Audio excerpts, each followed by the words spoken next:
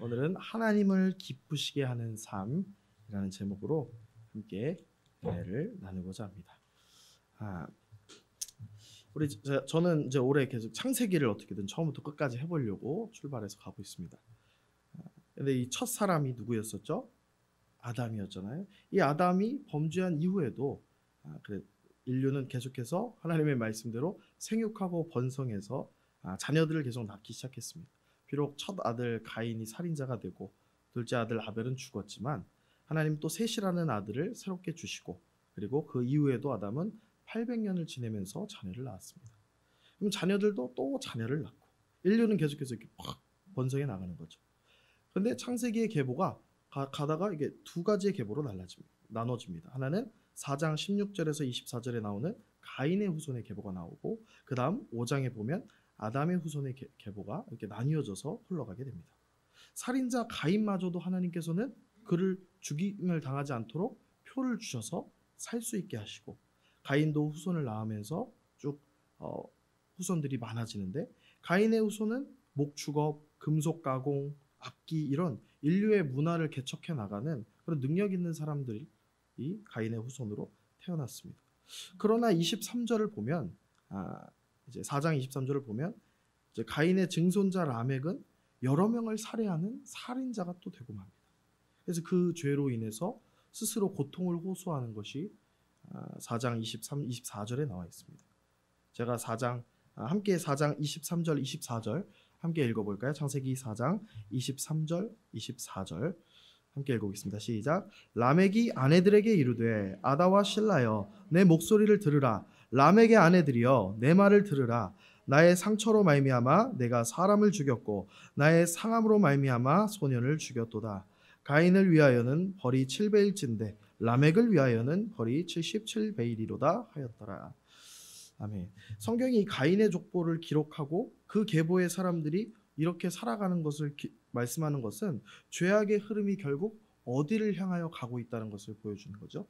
결국에는 죽음을 향하여 가고 있다는 것을 보여주는 것입니다. 아담도 죄로 말미암아서 죽음이 찾아왔고 그 죽음은 단순히 늙는 것이 아니라 서로 죽이고 죽이는 살인까지 계속해서 그 죄들이 커진다는 것이죠. 더 심각하고 적극적인 죽음의 늪으로 이 죄는 사람들을 점차 몰아넣고 있는 거예요.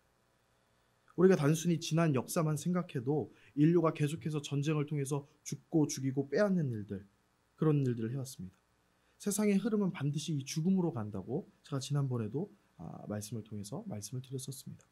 하지만 반대로 아담의 계보에는 누가 등장하냐면 아담의 손자 에노스가 등장합니다. 그때부터 사람들이 여호와의 이름을 부르기 시작했다고 기록되어 있습니다. 성경은 세상의 시작부터 하나님의 이름을 부르고 그분의 뜻을 구하는 아담의 계보와 그리고 자기 자신이 기준이 돼서 서로 빼앗고 죽이는 가인의 계보가 따로 흘러가고 있는 것을 증언하고 있습니다. 에노스 이후에도 이제 게난, 마할랄렐 등 하나님의 이름을 부르는 자들도 800년, 900년씩 살면서 자녀를 낳고 번성했습니다. 그러다가 특이한 사람이 나타나는데 그게 바로 아담의 7세손 에녹입니다. 에녹은 이렇게 기록되어 있습니다. 65세에 무드셀라를 낳고 300년 동안 더 살았는데 다른 사람들은 다 이런 식으로 기록되어 있어요. 누구누구는 몇 세에 누구누구를 낳고 몇백 년을 지내며 자녀들을 낳았으며 몇 세를 살고 죽었더라 라는 다른 사람들은 다 이렇게 기록되어 있습니다. 그런데 특이하게 이 에녹에게는 바로 하나님과 동행하며 라는 표현이 기록되어 있다는 것입니다. 이 에녹은 몇 세를 살고 죽는 것이 아니라 365세, 그러니까 300년간 하나님과 동행하다가 하나님께서 그를 데려가셔서 그분의 나라로 옮기셔서 이 세상에서 사라지게 됩니다. 에녹은 죄로 인한 육체의 죽음을 경험하지 않고 하나님의 나라로 옮겨간 첫 번째 인물입니다.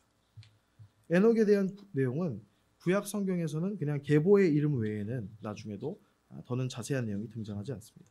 하지만 우리가 신약 성경 히브리서에서 이 에녹에 대한 조금 더 자세한 설명을 들을 수 있습니다. 제가 히브리서 11장 5절을 읽어드릴게요.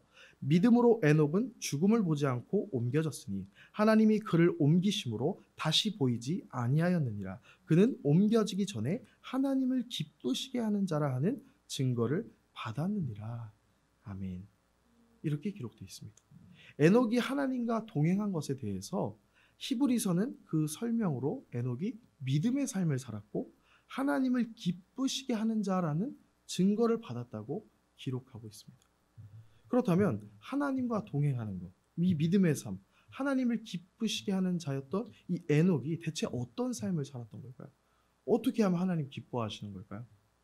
어떤 믿음이 있어야 이 삶 자체가 그냥 천국의 삶으로 그냥 옮겨질 정도로 하나님이 이 에녹을 그렇게 기뻐하고 데려가실 수가 있었을까요? 그 답은 어디에 있겠습니까?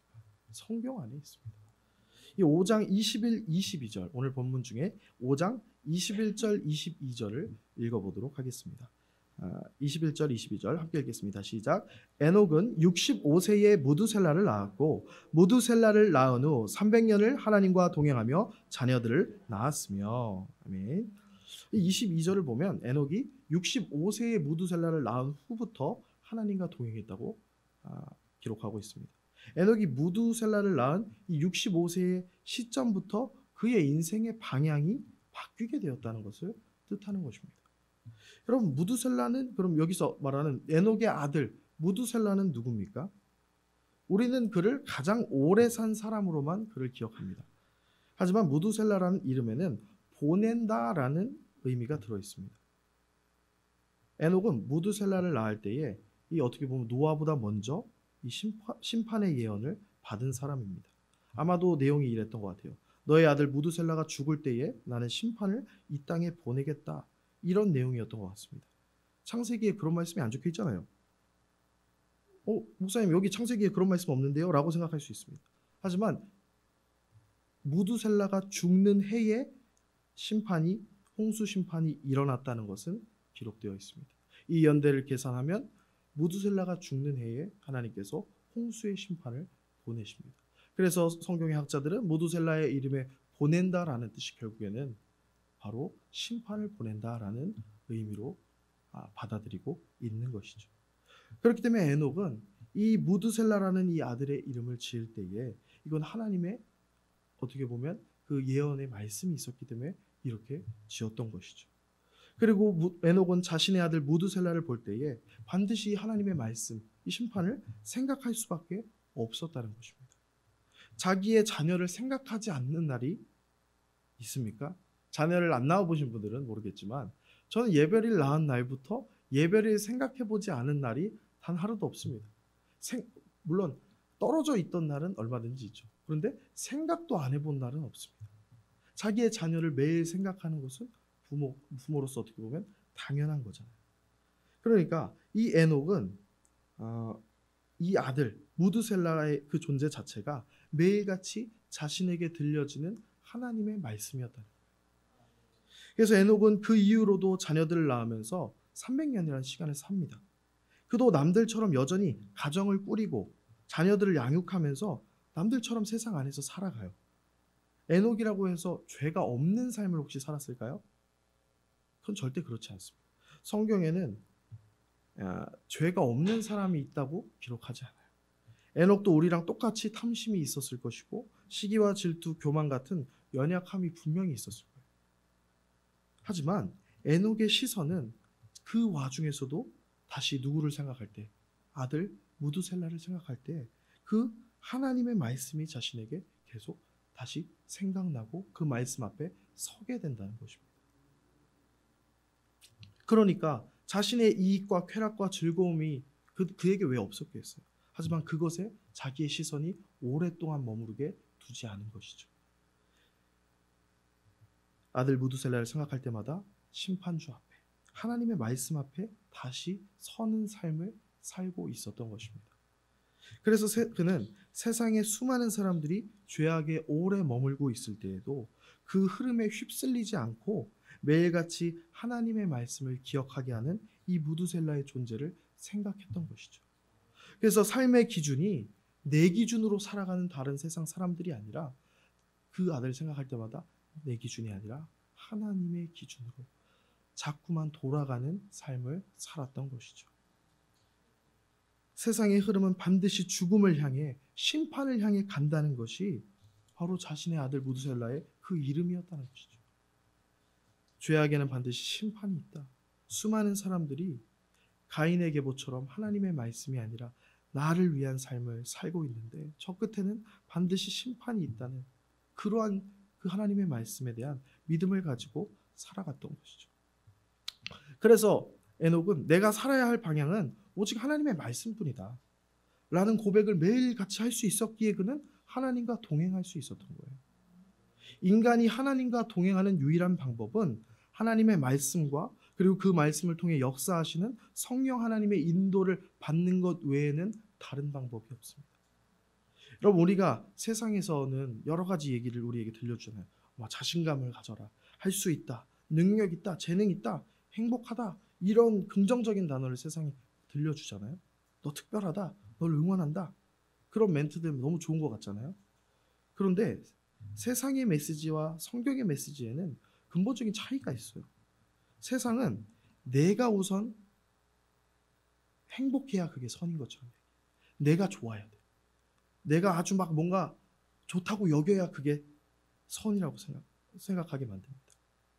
남에게 피해주지 않고 내가 뭔가 잘 이루어가면서 산다면, 내가 거기서 내 기쁨과 존재감을 찾는다면 넌 잘하고 있는 거야, 이렇게 세상은 우리를 계속해서 얘기해요. 하지만 성경은 반대입니다. 성경은 내가 말씀 앞에 서면 내가 악하다고 얘기합니다. 심판받을 것을 경고합니다. 멸망당할 존재라고 선언합니다. 그게 우리의 본질이라고 가르칩니다. 왜 그러는 걸까요? 듣기에는 세상의 메시지가 더 좋아 보여요. 더 선한 것 같아 보이지 않아요? 나 잘 된다고 하고, 다 좋아진다고 하고, 넌 할 수 있다고 하고. 세상의 메시지가 더 좋아 보입니다. 사람을 좀 사람답게 인정해 주는 것 같잖아요.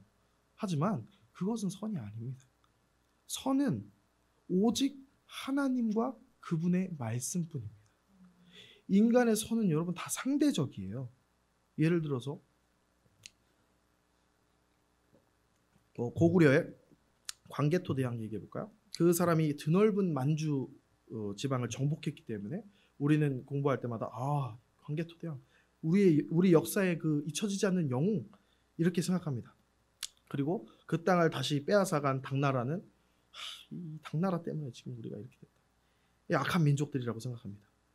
그런데 잘 생각해 보면요, 광개토대왕이 만주 땅을 얻을 때도 가서 전쟁으로 사람을 죽이고 빼앗았을 것이고, 그리고 만주 땅을 다시 빼앗겼을 때도 전쟁으로 사람이 죽고 빼앗긴 것입니다.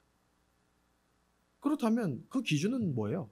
우리가 좋다고 평가하는 건 그가 그냥 우리 나라의 뭔가 하나의 큰 업적을 이뤘기 때문에 좋다고 하는 거잖아요. 우리 기준이란 말이에요. 그 당나라 입장에서는 아니겠죠. 선이라는 건, 사람들의 선이라는 건 다 상대적이에요. 세상에는 절대적인 선의 기준이 없어요. 그래서 늘 내가 선이에요. 나는 잘하고 있다, 나는 충분히 착하다, 난 잘못 없다, 이 정도면 내가 남들보다 낫다, 이렇게 생각하지만 사실 그것은 다 상대적이라는 것이죠. 미국에서 조사를 했더니 한 1000명인가 조사를 했더니 당신은 그냥 종교 상관없이 당신은 천국 갈 만큼 착합니까? 했더니 한 80몇 %가 착하다고 얘기해요. 근데 그러면 당신 말고 다른 사람들 그 중에서 제일 착하다고 생각하는 사람 한번 점수를 줘보세요 했더니 그나마 제일 높은 사람이 테레사 수녀였는데 그 테레사 수녀도 70몇 점밖에 못 받았어요.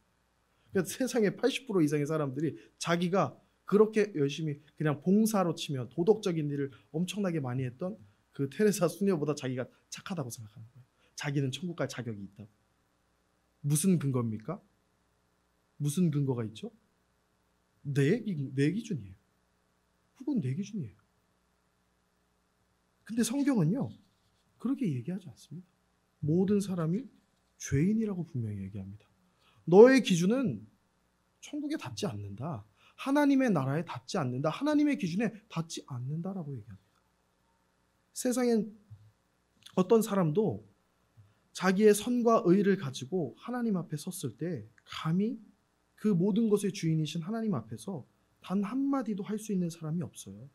욥이 그렇게 정말 선하려고 노력하는 엄청난 삶을 살았잖아요. 아무도 그 욥의 행위를 따라가지 못하는데 결국 하나님께서 다 모든 것을 보여주시고 나서 자신의 위엄과 모든 것을 자신의 그 모든 영광을 보여주시고 나서 욥이 그 다음에 하는 일이 입을 가리는 거예요. 내가 티끌과 죄 가운데서 회개하나이다, 이 말밖에 나오지 않아요. 욥이 특별히 뭘 잘못한 게 아닌데도 하나님 앞에서는 한마디도 할 수가 없다는 것이죠. 하나님 앞에 선 여러분이 상상이 가시나요? 출애굽기 20장에도 그런 얘기가 나옵니다. 이집트를 빠져나와서 이스라엘 민족이 시내산으로 향하죠. 시내산에서 하나님께서 산 꼭대기에 강림하십니다. 그래서 이스라엘 백성들 앞에서 어떻게 강림하시냐면 우레와 번개와 나팔 소리와 산의 연기를 본지라라고 기록되어 있습니다. 그때 백성들이 뭐라고 하냐면 떨며 멀리 서서 모세에게 이르되 당신이 우리에게 말씀하소서 우리가 들으리이다. 하나님이 우리에게 말씀하시지 말게 하소서 우리가 죽을까 하나이다. 그랬더니 모세가 두려워하지 말라. 하나님이 임하심은 너희를 시험하고 너희로 경유하여 범죄하지 않게 하려 하십니다.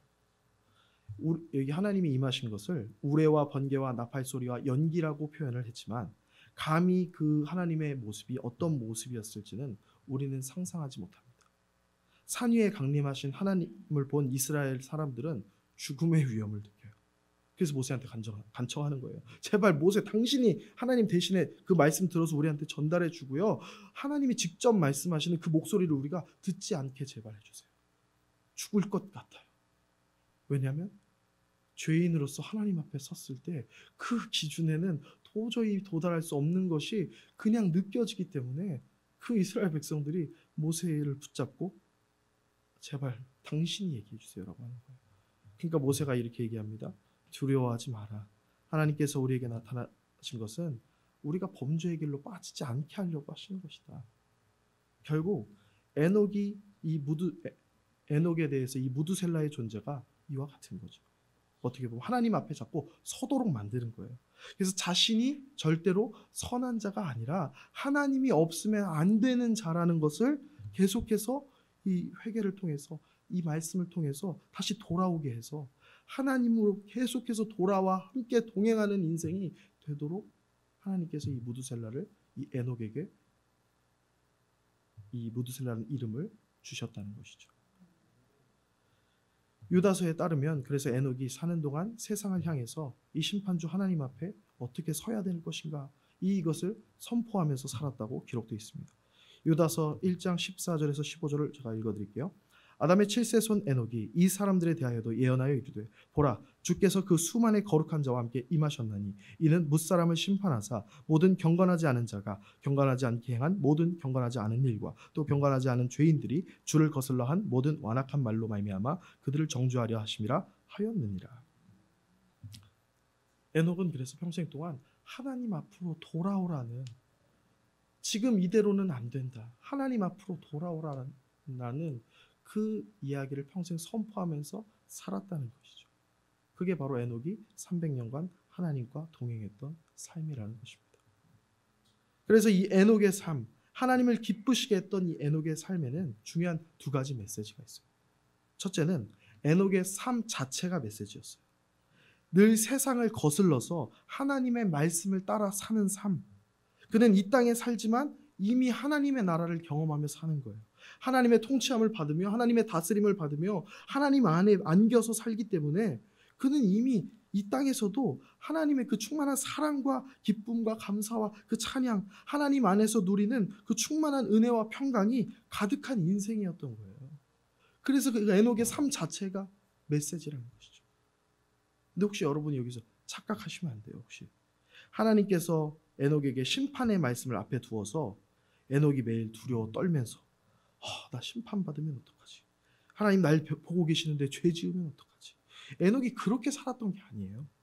만약 그렇게 하신 거라면 하나님이 에녹을 사랑으로 이제 에녹을 붙잡는 게 아니라 이 채찍으로 조교하는 무시무시한 분으로 우리가 오해하게 된다는 것이죠. 저도 어렸을 때는 그런 건 줄 알았어요. 이 말씀 이거 어겼는데 어떡하지? 오늘 예배 오후 예배 안 드리고 내가 개구리 잡으러 갔다 왔는데 뭐 이런 거 있잖아요. 주일날 좀 주의를 경건하게 못 지킨 것 같은데 이런 그런 찔림이 자꾸 불안하게 만드는 거죠. 근데 그 불안하게 만드는 것만이 거기서 끝나면 되는 게 아니에요. 에녹은 거기서 끝났으면 하나님과 동행하는 삶이 아니라 하나님을 아예 눈치 보는 삶인 거죠. 그게 아니래요. 하나님은 절대 우리에게 이런 삶을 원하시지 않아요. 하나님이 우리에게 심판을 말씀하시는 이유, 우리가 죄인이라고 말씀하시는 이유는 우리를 막 멸망시키고 죽이고 고통의 지옥으로 보내버리겠다 이런 게 아니에요. 날 따라오지 않으면 다 죽인다 이런 게 아니라고요.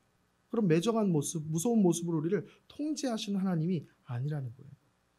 하나님의 진짜 메시지는 이 죄악으로 심판받을 세상이지만 나는 너희를 포기하지 않았다라고 말씀하시는 거예요. 그냥 죄를 얘기하신 이유가 뭐예요? 그냥 하나님은 죄를 굳이 얘기하지 않으셔도 심판하실 수 있어요.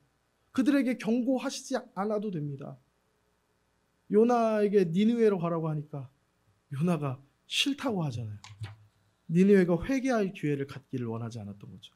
원수들의 나라가 그냥 싹 망해버려야 마땅한데 왜 절 보내가지고 혹시 기회를 주면 안 되는데 안 가잖아요. 하나님 그러니까 경고는 왜 하는 거예요? 경고를 안 하고 하나님은 얼마든지 멸망시키실 수 있는데 경고의 말씀을 하시는 이유는 우리에 대한 사랑을 포기하지 않으셨다는 것입니다. 나는 너희가 나의 구원의 품으로 돌아오기를 바란다. 내 안에 거하길 바란다. 내 안에서 충만한 그 생명과 기쁨을 누리고 나와 영원히 함께하기를 원한다. 이 하나님께서는 처음부터 우리에게 그 기쁜 소식을 전하시는 것이 그분의 선하신 목적이에요. 에녹이 무두셀라라는 이 심판의 말씀 앞에 서는 건 이 두려움으로 자신을 통제하는 게 아니라 결국 이 하나님께서는 그 이름을 통해서 에녹과 그리고 사람들 이 한 명이라도 단 한 명이라도 더 이 하나님의 품으로 돌아오기를 하나님의 나라로 돌아오기를 그리고 그분과 동행하기를 그래서 그 안에서 하나님이 주시는 그 충만한 그 열매들과 기쁨들 감사들 그리고 그 능력들을 체험하기를 그걸 원하셨던 것이 바로 하나님의 선하신 뜻이라는 겁니다. 그러니까 에녹의 삶의 두 번째 메시지는 너희 회개하라는 얘기는 너희들 죄 지으면 다 죽어 예수 천국 불신 지옥 같은 좀 협박이 느껴지는 그런 게 아니라 빨리 돌아와라. 하나님과 나와 함께 하나님과 동행하자는 하나님의 나라를 같이 누리자는 그 메시지였던 것입니다. 그래서 그는 삶도 그리고 전했던 메시지도 다 마찬가지로 그의 메시지는 다 생명의 말씀이었어요. 하나님 안에서의 구원의 메시지라고요. 그래서 그가 전했던 그 메시지대로 하나님께서는 결국에는 이제 기쁜 소식을 선포하시지만 그 무드셀라가 뭘 보낸다고요? 의미가 심판을 보낸다고 하죠. 그 심판은 올 수밖에 없어요. 근데 하나님께서 이 무드셀라에게 성경에서 가장 긴 수명을 주시잖아요. 그래서 정확히 하나님의 의도가 그거였는지는 모르겠지만 969세라는 가장 오래 살았던 그의 수명은 그냥 장수의 의미만 있는 것이 아니라 어떻게 보면 하나님의 이름을 부르고 그분을 따라 사는 이 마지막 한 가족이 남을 때까지 하나님께서 인내하시고 가장 오래 참으셨던 그 사랑이 담겨 있다고 생각합니다. 그래서 온 땅에 창궐한 이 사단의 마수가 이제 마지막 남은 가정, 이 의인 노아의 가정까지 집어삼키지 못하게 하시고 이제 돌이킬 수 없는 이 죄악의 오염에 마지막 노아의 가정이 휩쓸리지 않도록 하나님은 오래 무드셀라는 자기 아들보다도 오래 살았어요. 계속 삽니다. 그래서 그가 죽고 나서 홍수의 심판이 임하게 되죠. 그래서 마지막에 하나님께서는 결국 이 노아의 가정, 하나님의 사람들을 구원해 내셨다는 것입니다. 그렇기 때문에 홍수는 하나님의 이 무자비한 학살이 아니에요.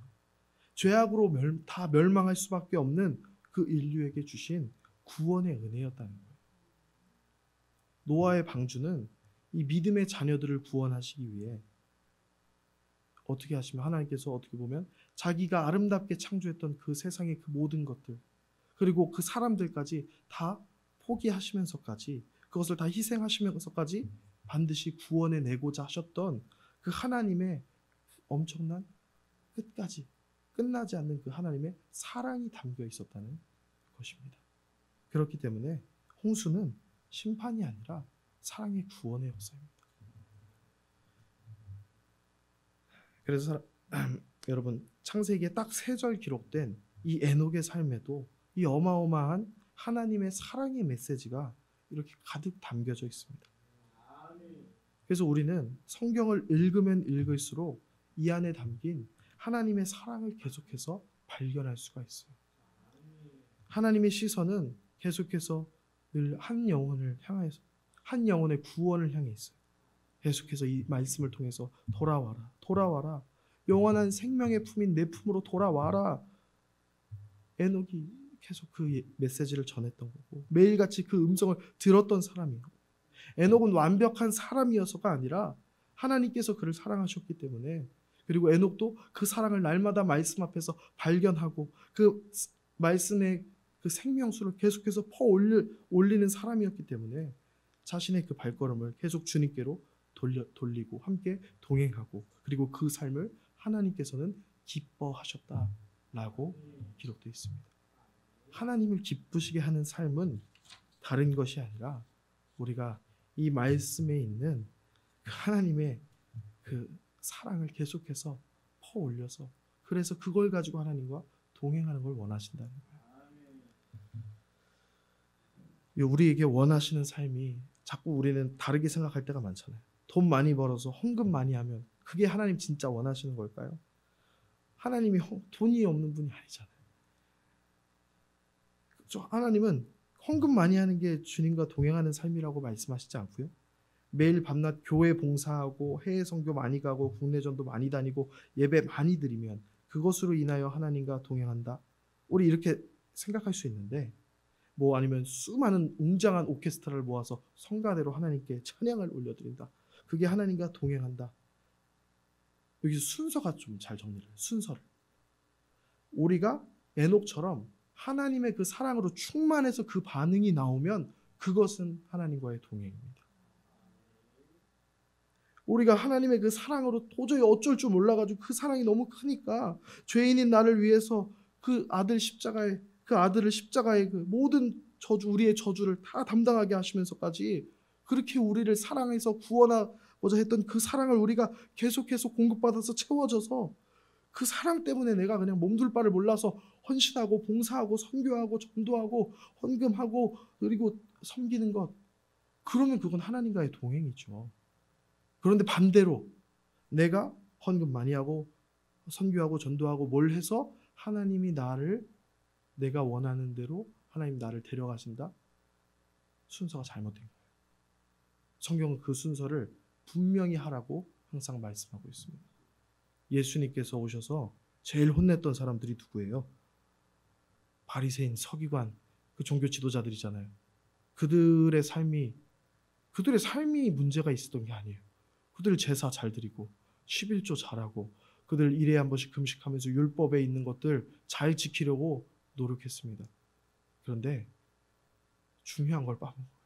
그렇게 해서 자기가 하나님이 보시기에 그걸 통해서, 내 행위를 통해서 하나님께 무언가를 인정받고 싶었던 거죠. 그래서 예수님 그게 아니라고 분명히 말씀하시는 거예요.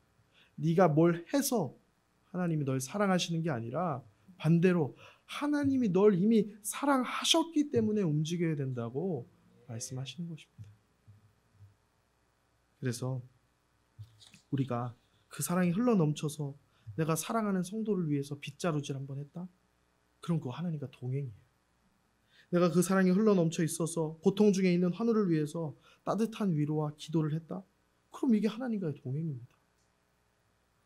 꼭 선교를 가야만, 교사를 해야만, 성가들을 해야만, 뭔가를 봉사를 해야만 동행이 아니라 흘러넘치는 그 은혜, 끊임없이 솟아나오는 그 샘물과 같은 주님의 사랑에 반응해서 소자에게 냉수 한 그릇이라도 대접하는 것이 하나님과의 동행하는 삶이고, 이것이 하나님을 가장 행복하고 가장 기쁘시게 해드리는 유일한 방법이라고요.